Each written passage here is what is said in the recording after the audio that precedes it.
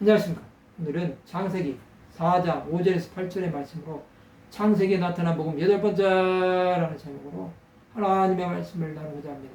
본 말씀은 가인과 그의 재물은 받지 아니하신지라 가인이 몹시 분하여 안색이 변하니 여호와께서 가인에게 이르시되 내가 분하여 하면 어찌 됨이며 안색이 변하면 어찌 됨이냐 내가 선을 행하면 어찌 낯을 들지 못하겠느냐 선을 행하지 아니하면 제가 문에 엎드려 있느니라. 제가 너를 원하나 너는 죄를 다스릴지니라. 가인이 그의 아우 아벨에게 말하고 그들이 들에 있을 때 가인이 그의 아우 아벨을 쳐 죽이니라. 하나님께서는 가인과 그의 재물은 받지 않으셨습니다. 그는 몹시 분하여 안색이 변한 것입니다. 그는 하나님께 버림을 받았다고 생각한 것입니다. 그것을 아신 하나님께서는 가인에게 죄를 짓지 말라고 경고하십니다. 그러나 가인은 그 말을 듣지 않고 아벨을 들여서 죽인 것입니다. 이것은 인류 최초의 살인사건이었습니다. 하나님은 죄를 범할 것 같은 가인에게 말씀하셨지만 그의 죄성은 달라지지 않은 것입니다. 사탄은 가인의 마음에 분노를 넣어준 것입니다. 그는 의인 아벨을 죽여서 그의 씨를 끊어버리고자 했습니다. 그러나 죄를 지은 것은 그것으로 끝나지 않았습니다. 이제 가인은 사람을 죽인 대가를 치러야 합니다. 하나님은 사람을 만드셨습니다. 그러나 사람은 목숨을 귀히 여기지 않았습니다. 이것은 지금의 현상입니다.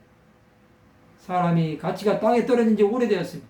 하나님을 떠난 결과는 이런 것입니다. 우리는 이런 시대 속에서 하나님을 찾아야 합니다.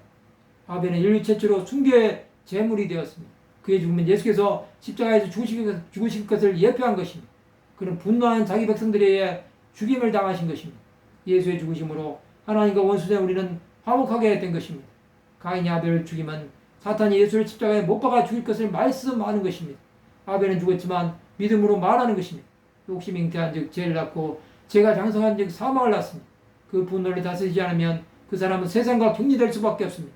가인은 한순간에 죄로 인해서 하나님을 떠날 수밖에 없었습니다. 그가 일치한 것은 자신의 선택입니다.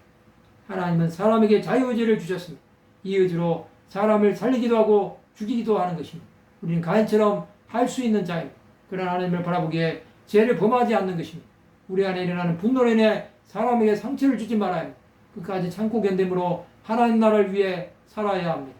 그것이 우리가 이 땅에 남은 목적이 될 것입니다. 오직 주 예수를 바라봐야 합니다. 이 세상에서 잠시의 고난을 참을 때 하나님께서 갚아주실 것입니다.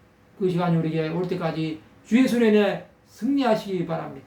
말씀을 마치고자 합니다. 예수로 인해 생명을 잃더라도 끝까지 하나님을 바라보는 하나님의 백성들이 되시기를 주님의 이름으로 축원합니다.